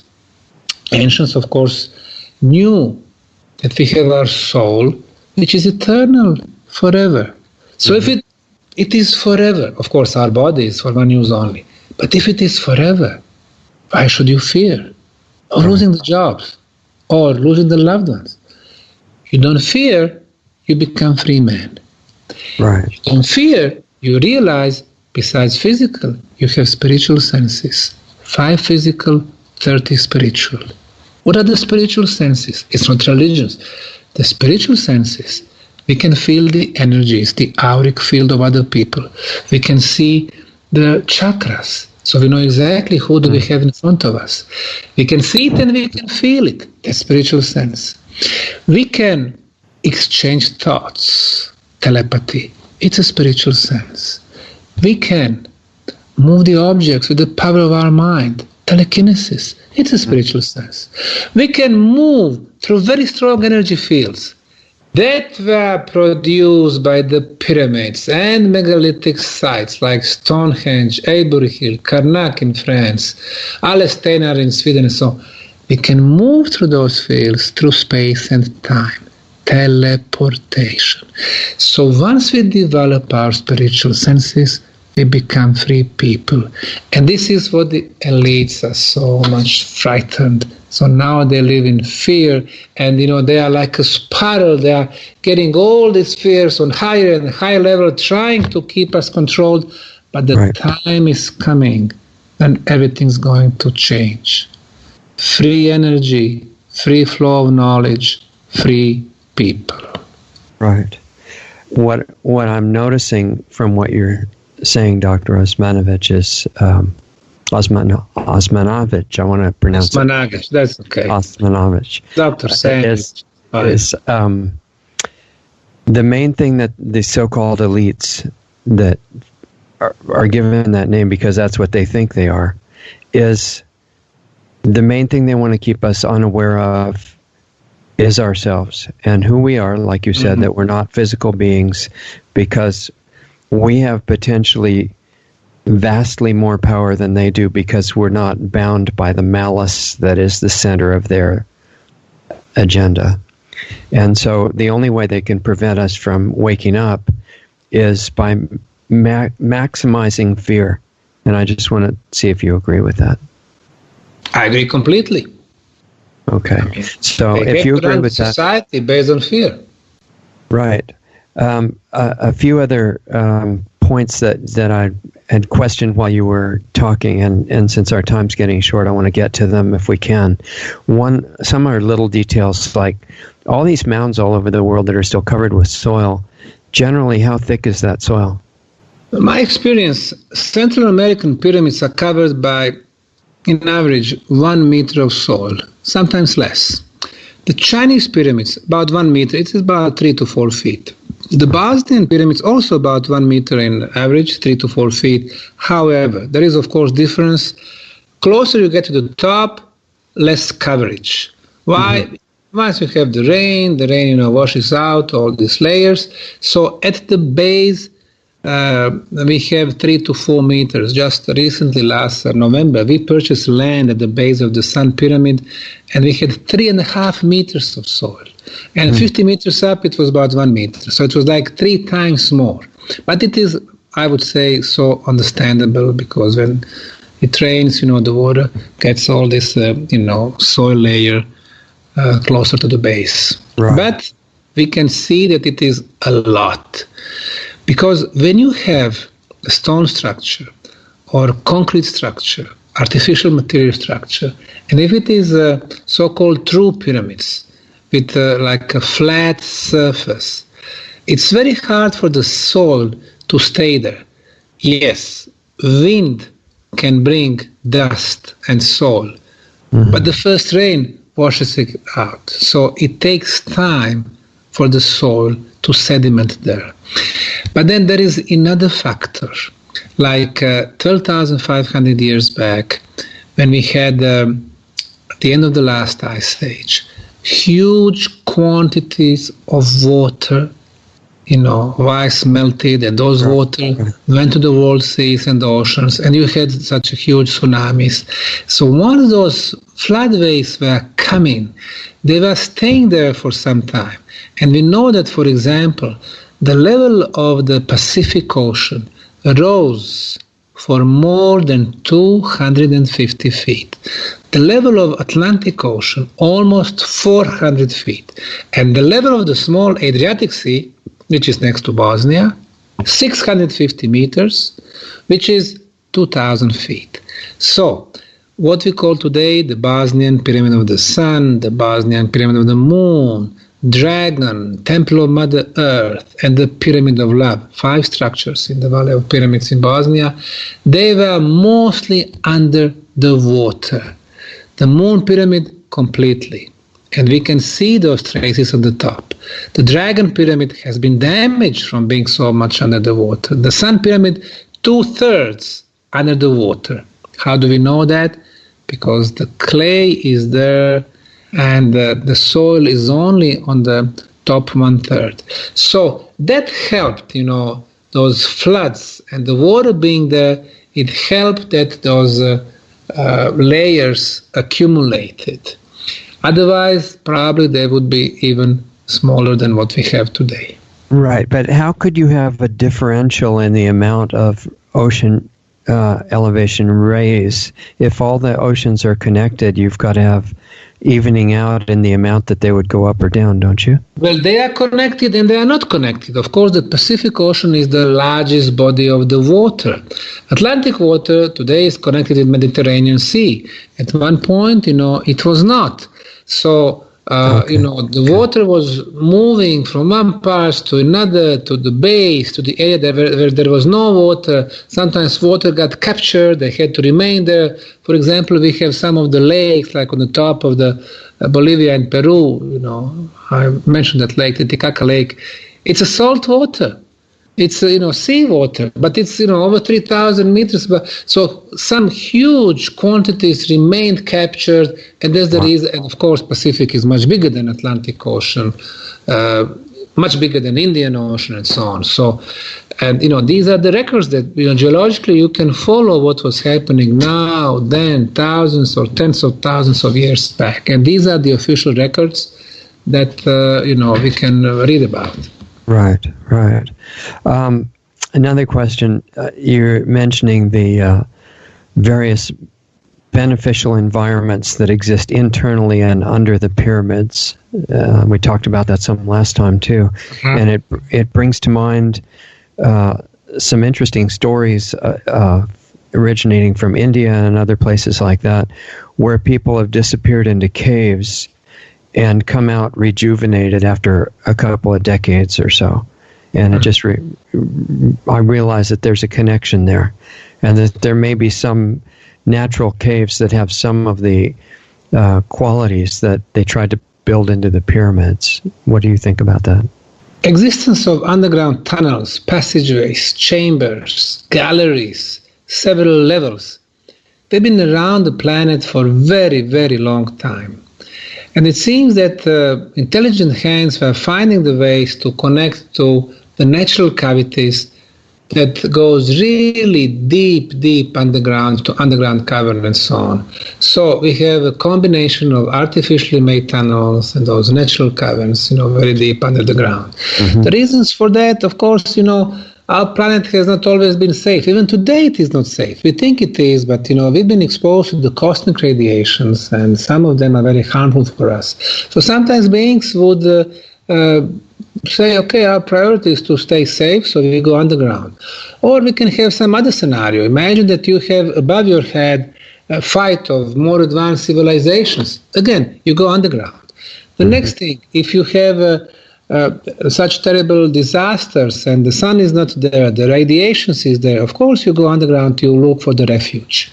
So yes, it's been intention for so many different civilizations to find their refuge under the ground.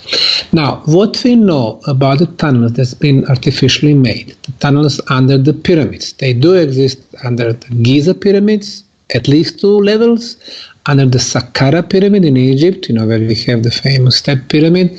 We are talking about miles and miles of the tunnels. But of course, we have tunnels under Chinese pyramids. They always go under the pyramid to the central part where the chambers are located. We're talking about the Mexican pyramids, for example, Palenque. I wrote in my books 15 years ago that there are tunnels over there, and until 4 years ago, nobody talked about them until they started excavation under Temple of Inscriptions, the most beautiful step pyramid over there. They found the tunnels, which is connected to 3 pyramids over there, which it seems is connected under all pyramids in Palenque, and there are 1,229 pyramids in Palenque. And now they are even saying probably this vast tunnel network is connected to other cities, Mayan cities in surrounding area. Of course, under Teotihuacan pyramids, Sun, Moon, Quetzalcoatl tunnels have been discovered. Of course, under Bosnian pyramids, we spoke last time, is the most extensive underground tunnel network. So far, we discovered 2 levels. Now, in our case, since we are free to investigate, our project in Bosnia is run by a non-profit foundation. We've been doing a lot of medical studies, concluding that the self-regeneration and self-healing aspect is probably the second most important aspect of the pyramid energy. The first one being communication device through this energy beam going to the top, most probably intersolar communication. But the second one is the one you mentioned, the healing aspect. We've been doing a lot of study on the people having medical issues, people, let's say, with higher blood pressure. They go to the tunnels for 1 hour, they come back, blood pressure is normalized. People are having high sugar in the blood, high glucose in the blood, come back from the tunnels, it gets to the normal level. People with respiratory problems, people with asthma, they go inside, they come back, they don't need, inhaler, anymore. And things like that. Even more serious diseases, we can see that the process of self-regeneration starts. How is that possible? Everything we do it on a scientific basis. First of all, we have pyramid energies. We measure electromagnetic field, 28 kilohertz, very good for us. We measure ultrasound, the same frequency, 28 kilohertz frequency. It's so-called ultrasound levitation frequency because you feel light in the tunnels. And the third one, ELF, extremely low frequency of 7.83 hertz. In science, it is called the Schumann resonance, our natural energy field, which is not around anymore, but in pyramids it is. Then we add high concentration of negative ions. I mentioned them several times. Negative ions clear the atmosphere from dust, raise the level of oxygen in our bodies, kill viruses, bacteria, so they are very beneficial to our bodies. Number 5, no cosmic radiations in the tunnels, so our body cells don't have enemies. When I say no cosmic, I mean no harmful cosmic radiations. Number 6, no natural radioactivity. Also very important because it's coming from the underground. We're not aware of it, but it's attacking our body on some places. So you're talking about radon and stuff like that? Not radon, natural radioactivity. Radon is one of them. Of course, uranium is even more important. But radon, yes, radon is one of the 3. We use Geiger counters. We are not finding it. Mostly for uranium. The next thing, underground water flows. Water moves, releases negative energy for us. If we sleep, if our bedroom is above the water streams, we're going to get sick. We don't know why, but this is negative energy for us. What the builders of Bosnian pyramids and the tunnels did, they laid out strategically series of big ceramic blocks that neutralize negative energy from underground waters, transforming to positive. And then, of course, modern times are bringing us Wi-Fi. Today, Wi-Fi is mostly 4G, 4 gigahertz. That's the frequency of the microwave, which is proven to cause the cancer. Every time we connect on Wi-Fi, it's like, somebody unscrew our head, open the microwave, put our head in the microwave, close the door, and turn it on. Well, in the Bosnian pyramid tunnels, no signal for Wi-Fi. The next one, cell phones, mobile phones. They started at 0.85 gigahertz. Today, they are close to 5 gigahertz. Again, microwave frequency. No signal for mobile phones. So, once you enter the Bosnian pyramid tunnels for the first time in your life, your body cells do not have enemies. They can start doing their job. What is their job? To fix the problems in our body, to start mentioned regeneration process, to start the self-healing process. So in our case, we have those 10 elements. You asked me about natural caves or underground tunnels and cavities. Yes, if you have 1, 2, 3, 4 elements, of course it helps, it is beneficial for us. More elements, more benefits for us. The same thing with the pyramids. More scientific criteria you respect when you build the pyramids. The location, the quartz crystal, the cavities, the shape, the orientation, iron, volcanic stones, electromagnetic fields. More elements, more powerful this energy machine is. All right. We have a lot more to talk about, and I would hope, I'm getting the idea of what a next episode, when we have time for that, would be. And I think with all of this as background, and given what's going on the planet right now and the agendas of the so-called elite, which we've spent a lot of time studying, are headed toward complete destruction. That's their goal, even whether or not they'll achieve it. I think how to take all of these things in the current environment and the best ways to use them for the future of humanity would be a good thing to look at if you're open to that. I think it could be exciting. Yes, I am. Exploration. Yes, Okay, so any final thoughts to leave people with after this incredible discussion that I urge people to listen to repeatedly, and we'll leave with whatever you want people to keep in their minds.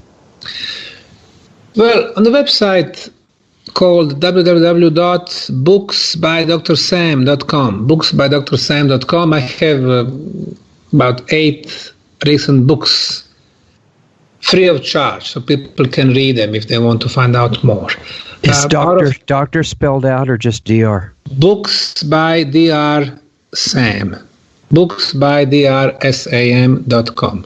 So people can read it and they can find out more about my thoughts. Personally, I do not believe in copyright. I think that we are here to share the knowledge, information.